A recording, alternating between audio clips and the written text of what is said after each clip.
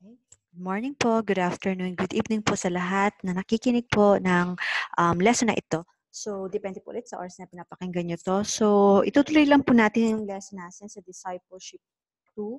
So, nasa chapter 3, Conversing with God. Ang i-discuss po natin ngayon is yung topic number 3, which is conditions of prayer. So, bago po tayo mag-start, lagi po tayo mag-pray para i-guide tayo ni God para maintindihan natin kung ano po yung nais iparating sa atin at maisabuhay po natin by the power of the Holy Spirit in Jesus' name. Okay pa?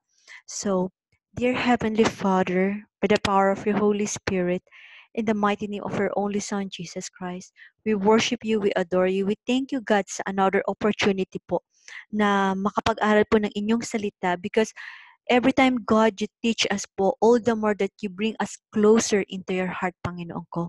Tulungan niyo po kami, O Holy Spirit, ikaw po ang magturo sa amin. Bigyan niyo po ang bawat isa sa amin ng great wisdom, knowledge, anointing of the Holy Spirit, na maintindihan po namin ang inyong salita at malaman po namin kung ano po yung mga conditions na kinakailangan po sa aming prayer para po maging pleasing aroma yun sa inyong holy throne. We worship you, we adore you, Ramasikia, Ramasikia, Radaka. Praise you, O Holy God. In Jesus' name we pray, Amen. Thanks be to God. Okay po, so share ko lang po yung Bible message. Okay, by the way po, just in case po, sa mga hindi pa po nakakaalam po, or sa first time po makarinig yun sa speaking of tongues. Okay, speaking of tongues po is yung minsan po yung mga anak ng Diyos, okay, tayo po believers in Christ, when we pray in spirit and in truth po, yung Holy Spirit, siya yung nag-i-intercede. Okay?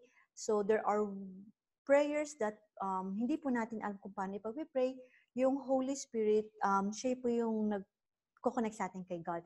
So, speaking in tongues or yung gift of tongues po is galing po sa Holy Spirit yon.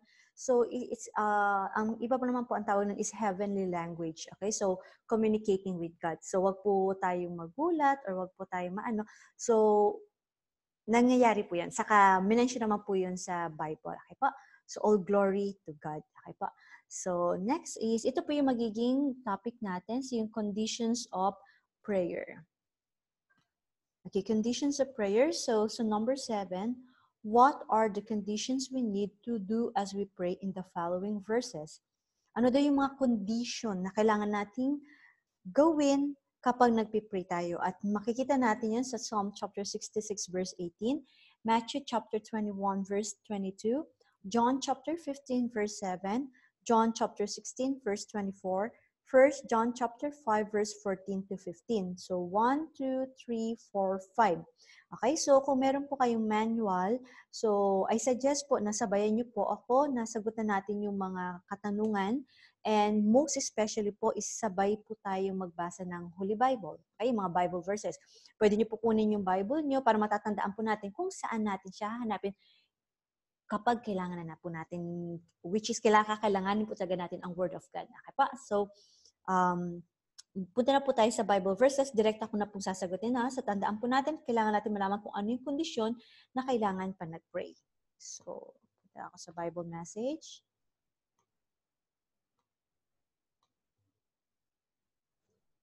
Okay. So, ito pa. Psalm chapter 66 verse 18, New Living Translation.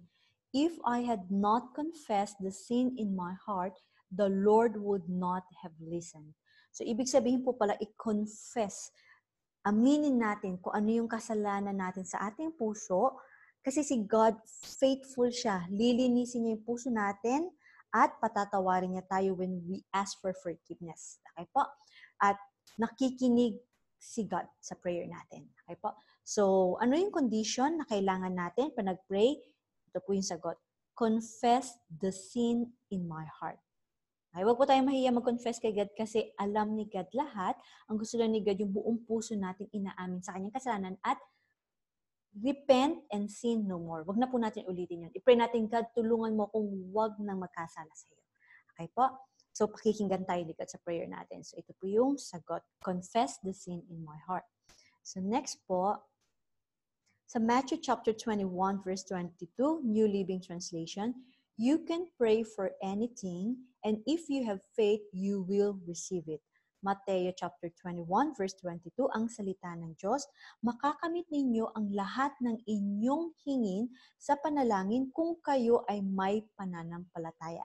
So, ang ganda po, no, na parang sinabi doon, lahat ng inyong hingin, hindi lang isa o dalawa. All things are possible with God. Kapag tayo ay nanalangin ng kung ano, kung may pananampalataya. So, kailangan po yung faith natin kay God. Ng pananampalataya, naniniwala tayo na kaya ni God sagutin kahit imposible as long as it is according to God's holy will. Ibig sabihin po, huwag tayo magpipray ng ikasasama ni God, at hindi naman magiging masama si God, forever siya. Ibig sabihin yung anything na makakasakit kay God at sa kapwa natin, huwag natin i-pray yun kasi hindi yun will ni God at hindi yun sasagutin ni God. Pero, kapag nag-pray tayo ng accordance, ibig sabihin po na ayon sa heart ni God, ng magbibigay puri kay God at magpapakita ng pagmamahal natin sa kapwa natin at pagmamahal sa Diyos, sasagutin yun ni God. At kailangan natin mag-pray ng may pananampalataya. Naniniwala tayo na sasagutin ni God ang prayer ko kasi for God's glory to. Sasagutin ni God ang prayer ko kasi alam kong mahal niya ang kapwa ko. Mahal niya rin ako. Okay po? So we always end our prayer in Jesus' name. So ang sagot po natin doon, ano daw yung condition na kailangan natin pa nag-pray? Ito po yun. Pray for anything. So hindi lang isa, lahat. Ano pa po? Tapos, have faith. Okay? Have faith na ano, that you will receive it. Okay? So, ito po yung sagot ng condition. Okay po? So, next. Mamaya po, try natin i-review. Next, John chapter 15 verse 1, New Living Translation. Okay, actually po sa notes natin, makikita po natin dyan is John chapter 15 verse 7. Okay, pakita ko lang po Okay, yung John 15:7, pag binasa natin, but if you remain in me and my words remain in you, you may ask for anything you want and it will be granted. Praise God. Pero kapag nagbasa lang tayo ng isang Bible verse, isipin natin, remain in me, kanino? Kanino ako magre-remain? Remain in you. Parang tanong natin is sino, okay? Ngayon po, kapag nagbabasa po tayo ng Bible, especially po, let's say, hindi po natin makita kung ano, yung kabuuhan ng message, always pray in Holy Spirit na i-guide tayo. At maganda rin po yung binabasa natin, yung kabuuhan or yung Bible messages before and after nung Bible verses na binabasa natin. Pag nagbabasa tayo ng Bible, kailangan natin una, mag-pray sa Holy Spirit for the guidance. Second po is alamin natin sino ang nagsasalita, kanino sinasabi, at bakit sinabi. Okay po? So ito po, so ang ginawa ko po dito, isinanap ko kung sino yung nagsabi. So simulan po natin basahin sa John chapter 15 verse 1, New Living Translation. Jesus, the true vine. I am the true grapevine and my Father is the gardener. Okay? So, from here po, malalaman natin na ang nagsabi nung sa verse 7 is si Jesus Christ. Ngayon po, masasagutan na natin siya. So, basahin natin. John chapter 15 verse 7, New Living Translation. But if you remain in me and my words remain in you, you may ask for anything you want and it will be granted. Juan chapter 15 verse 7, ang salita ng Diyos. Kung kayo ay mananatili sa akin at ang aking mga salita ay manatili sa inyo, hingin ninyo ang anumang inyong ibigin at ito ay mangyayari sa inyo. Okay? So, confident si God na kaya niya. Bakit? Because Jesus is God. All things are possible with God. Okay po? So, anong condition na kailangan natin when we pray? Remain in me. At sino yung me na yun? Jesus. So, we must remain in Jesus Christ. Okay po? So, okay, teka lang ha. Okay, so specific lang ang gagawin ko. So, ito po yung sagot. Remain in me, which is remain in Jesus Christ. Tagal lahat yung highlight niya. Hindi lang po Yan. So, sige. Ito na yung sagot. Remain in me. Tapos, and my words remain in you. Yung words si Jesus Christ is makikita natin sa Holy Bible. So, napakahalaga po talaga na magbasa at mag-meditate ng Word of God. Okay? Para lalo natin malaman kung paano tayo magre-remain at mananatili kay Jesus Christ. Tapos ano pa? Ang condition, dapat ask for anything you want. Okay? So, ito po yung sagot sa condition. Okay po? So, basically, yun po yan. Remain in me, my words remain in you, si Jesus Christ saying, and ask anything you want. Okay po? So, next po, okay, John chapter 16, verse 19. Okay? So, okay. Ito po actually is same thing po dun sa isa. Ang nakasulat lang po sa notes natin is, basahin daw natin is John 16:24. Basahin po natin ha. You haven't done this before. Ask using my name and you will receive and you will have abundant joy. Ang magiging tanong natin, using my name, kaninong name? So, open natin yung John 16 at hanapin natin before this Bible verse kung sino yung nagsalita. So, makikita natin yon sa John chapter 16, verse 19. Pwede natin hanapin yung pinakamalapit, okay, na nagko-connect doon sa Bible verse na yan. So, ito yung John 16:19, New Living Translation. Jesus realized they wanted to ask him about it. So he said, "Are you asking yourselves what I meant? I said, in a little while you won't see me, but a little while after that you will see me again." So ang nagsabi doon is si Jesus. At patuloy siya nagsalita at siya yung nagsabi sa verse 24. Kaya masasagutan na po natin. Okay pa? Verse 24, New Living Translation of John 16:24. You haven't done this before. Ask using my name and you will receive and you will have abundant joy. 1 chapter 16 verse 24 ang salita ng Diyos. Hanggang ngayon ay wala pa kayong hiningi sa pangalan ko. Humingi kayo at tatanggap kayo upang malubos ang inyong kagalakan.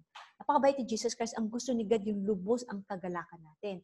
Kaya hindi nagiging lubos ang kagalakan natin kasi hindi pala tayo humihingi sa pangalan ni Jesus. And when we ask in Jesus' name, we ask in faith. Okay po? With a holy heart, with a holy intention that it is for God's glory, showing our love to God and to our neighbor.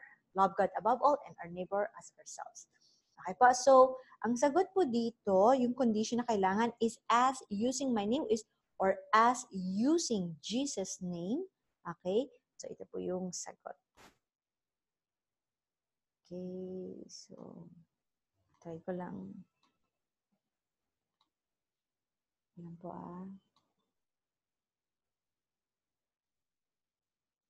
Okay. So, nag-highlight talaga lahat. So, okay lang po. So, next po is yung last na Bible message, which is 1 John chapter 5, verse 14 to 15, New Living Translation. And we are confident that He hears us whenever we ask for anything that pleases Him. And since we know He hears us, when we make our request, we also know that He will give us what we ask for. Okay? So, sa 1 chapter 5, verse 14 to 15, ang salita ng Diyos, mayroon tayong katiyakan sa pagharap sa Kanya. Ito ang kapanatagan na sa tuwing humihingi tayo ng anumang bagay na ayon sa Kanyang kalooban, dinirinig niya ito. Yamang alam nating dinirinig niya tayo sa anumang hingin natin, alam din nating natatamo natin ang mga kahilingan na hiningi sa Kanya. Okay, sino yung Kanya dito? Si God. Okay pa? So, and we are confident that He hears us. So nagkakaroon tayo ng confident katiyakan that He hears us whenever we ask for anything that pleases Him. Ito ba sinasabi ko na when we ask that pleases God, na ayon sa puso ni God, anumang bagay na naayon sa Kanyang kalooban, God hears our prayer. Okay ba? And since we know daw na nakikinig sa atin si God sa mga request natin, we also know, ibig sabihin, may faith na naman dito. Naniniwala tayo. Okay? That He will give us what we ask for. Okay? So, ang magiging condition na ilalagay natin doon is confident that He hears us whenever we ask for anything that pleases Him. Okay? Ito po. Tapos, ano pa? We know He hears us when we make our requests. Okay? Ano pa? We also know that He will give us what we ask for. Okay? So, kailangan ng confidence and faith kay God. Okay pa? So, next naman is, close natin to. Okay. So, punta naman ulit tayo dun sa lesson So, nasagutan na natin yung number 7. Okay, so basahin lang natin to. Even when conditions are met, it sometimes appears as if God is not answering prayer. But remember that no and wait are as much of an answer as yes. Okay, so there will be times sabihin natin, sinunod natin yung mga condition. Tapos minsan magtataka ka, bakit hindi naman ni God sinasagot yung mga prayer ko, sinunod ko naman yung conditions. Okay, always remember, God's holy will be done. God's not the perfect timing. He have His perfect way, perfect will. Okay? Kung nagsabi man si God sa iyo ng no, sabi natin, okay naman yung pinray ko eh. Pero, bakit ang naging sagot ni God? No. Because, or wait, okay? Hindi yun sa hindi ka mahal ni God. Because God knows what's the best for us. When God says no or wait, God is preparing for something better na mapapabuti ka at naaayon sa kalooban niya. Kasi when God answers a prayer, He makes sure, okay, because God is perfect, alam ni God na naayon sa kalooban niyo yun, hindi yun makakasakit sa'yo at hindi rin makakasakit sa neighborhood or sa neighbors natin. Okay, so God is so perfect. So it's always yes and amen to God. Okay, so always praise God no matter what because patuloy lang tayo mag-pray in that condition and always pray in Jesus' name. At si God ang bahala. When we pray, we always say, God, your holy will be done because it's the best. Okay, number 8, consider Jesus' pattern for prayer in Matthew chapter 6, verse 9 to 13. How does the prayer begin? Why is this important? Okay, so yung pattern ng prayer din sa Matthew 6, verses 9 to 13, kailangan daw natin paano nag-umpisa yung panalangin at bakit mahalaga yon. Letter B, which requests are God-centered? Ano yung mga panalangin na nakatutok kay God o para kay God? Letter C, which requests are man-centered? Ano yung mga prayer na para naman sa tao? Pwedeng para sa'yo o para sa kapwa mo. Okay po? So, sasagutan natin yung A, B, C at babasahin natin yung Matthew chapter 6, verse 9 to 13. Okay, punta tayo sa Bible verse. Okay.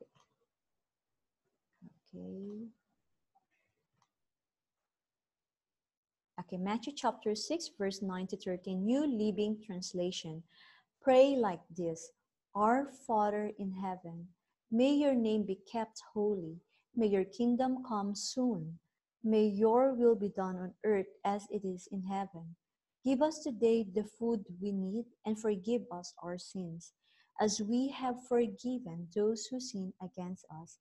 And don't let us yield to temptation, but rescue us from the evil one. Mateo chapter 6, verse 9 to 13 ang salita ng Diyos. Manalangin kayo sa ganitong paraan. Ama namin na nasa langit, pakabanalin ang pangalan mo. Dumating nawa ang paghaharin mo. Mangyari nawa ang kalooban mo dito sa lupa gaya ng sa langit. Ibigay mo sa amin ngayon ang aming kakanin sa araw-araw. Patawarin mo kami sa aming pagkakautang, gaya naman ng pagpapatawad namin sa mga nagkakautang sa amin. Huwag mo kaming dalhin sa tukso, sa halip iligtas mo kami sa masama, sapagkat iyo ang paghahari, ang kapangyarihan at ang kaluwalhatian, magpakailanman siya nawa. Okay? So, okay, papansinin po natin sa verse 12, and forgive us our sins. Dito, patawarin mo kami sa aming pagkakautang. Okay?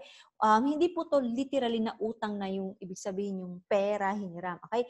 Ang ibig sabihin pagkakautang dito is yung kasalanan. So, patawarin mo kami sa aming mga kasalanan, gaya ng pagpapatawad namin sa mga nakakasala sa amin. Okay pa? So, next, sagutan natin yung letter A na question. How does the prayer begin? Why is this important? So, pray. Yung pinaka-begin niya is ito.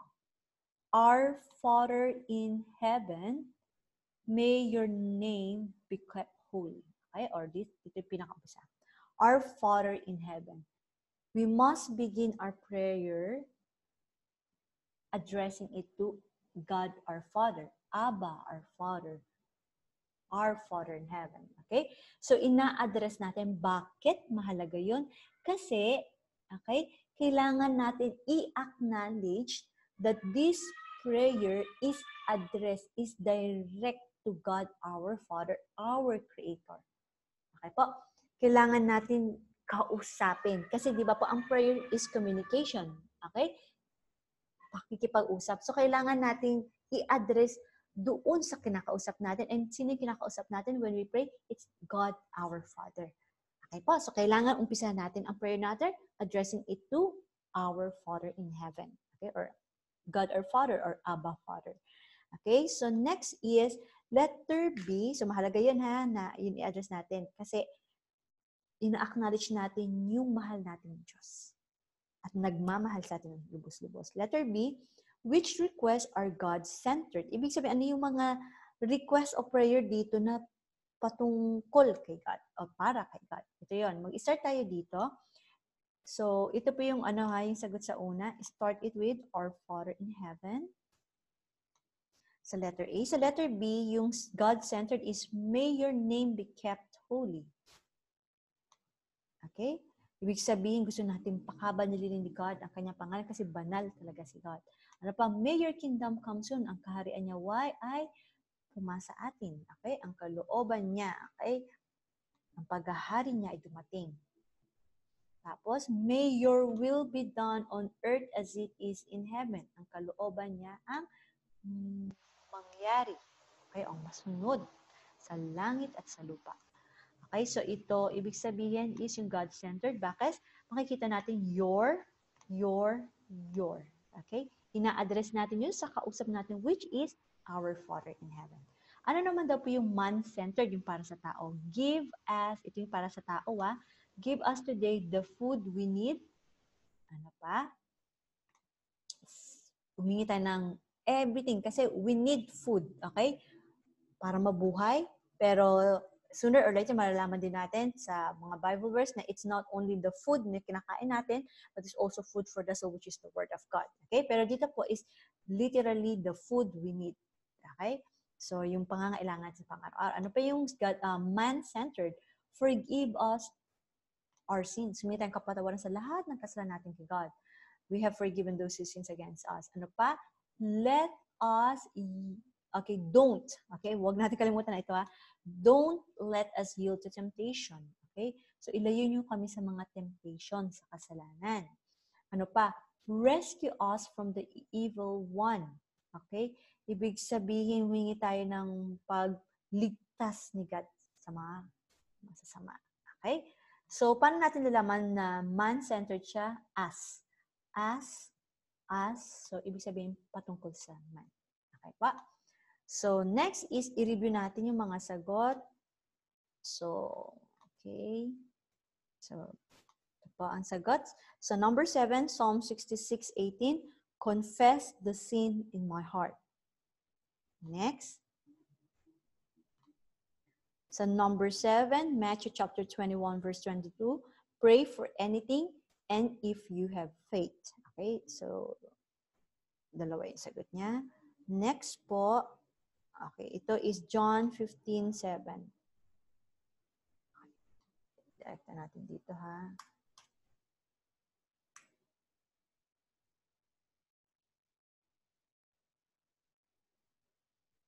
Okay. So, ang sagot sa John 15:7. Okay, John 15:7. Remain in me, which is Jesus Christ, and my words remain in you, which is words in Jesus Christ. You may ask for anything you want.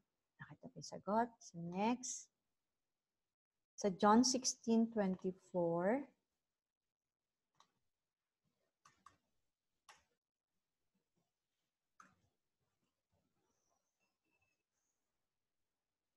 Okay. So, John 16:24, ang sagot po is ito. Ask using my name or ask using Jesus' name. Okay pa? So, next. So, 1 John 5:14-15, ang sagot. Okay. Ito yung Bible verse. Confident that He hears us whenever we ask for anything that pleases Him. And since we know He hears us, when we make our request, we also know that He will give us what we ask for. Or in summary, ang sagot ng condition doon is confidence to God and faith in God. Okay po? So, sa number 8, which is the last question para sa topic number 3, ang sagot po is ito, ABC ang hanapin natin, no? Sa Matthew chapter 6, verse 9 to 13, sa letter A, start it with Our Father in Heaven. And it is important. Why? It is important to acknowledge that we are offering our prayer to our God, which is God our Father. Letter B, ito po yung mga God-centered. Okay? May your name be kept holy. May your kingdom come soon. May your will be done on earth as it is in heaven. Letter C, man-centered request. Give us today the food we need and forgive us our sins as we have forgiven those who sin against us. And don't let us yield to temptation, but rescue us from the evil one. Okay pa? So, again, thank you po sa pakikinig. So, mag-share po tayo ng Word of God. Okay? Mag-pray tayo sa Holy Spirit na lead us as we share God's Word. All glory and praises to our Lord, our God. God our Father, our Lord Jesus Christ, and our Holy Spirit love and bless us all. Okay? God bless po. Bye-bye.